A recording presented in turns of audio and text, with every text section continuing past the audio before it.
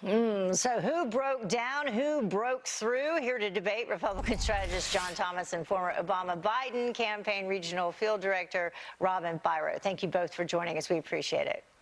Great to be here. Thank you, Heather. So, Robin, I'll start with you since you're the Democrat this morning. You also worked with Biden, and he had like a weekend of gaffes. Who do you think kind of rose above this weekend in Iowa, and who do you think took a major hit? Who rose above was clearly Elizabeth Warren. She drew about 3 times the crowd that Joe Biden did.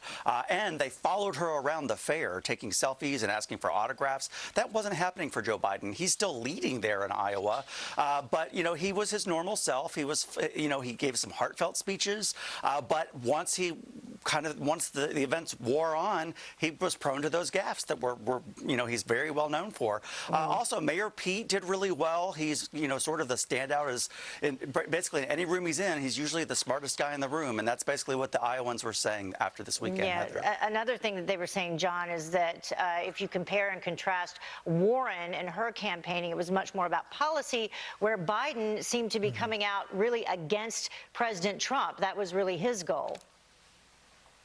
Yeah, and that's essentially his fundamental brand promise of his campaign, is that he's the only one who can beat Donald Trump. And this is the reason, Heather, these gaffes are so problematic for Biden and his campaign, is that if he keeps making these serious gaffes, it causes voters to start to think, has Joe Biden lost his fastball? Does he have what it takes to beat Trump on a one-on-one in November? And a lot of people are causing that to be in question. So, look, I thought he had the worst weekend. He's good one-on-one, but these gaffes are tearing him down. And to Robin's point, not only did Elizabeth Warren have a great weekend, she was having a good weekend even before the weekend began. The latest poll, the Monmouth poll in Iowa that was last taken in April, has shown Elizabeth Warren skyrocketing to a second-place position right underneath Biden, and Biden's starting to fall. So it's all good news for Elizabeth Warren. But is that as reliable as this poll, the kernel poll, where people drop a corn kernel into a jar?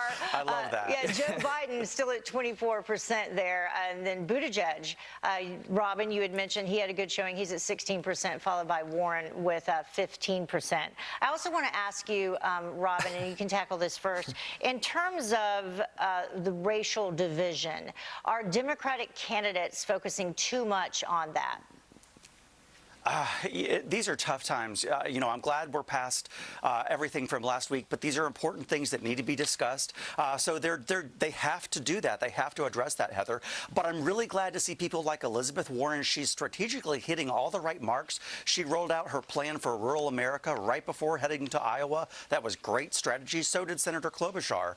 So, you know, they're hitting the right notes and trying to strike that delicate balance between policy and empathy. And John, your take on it?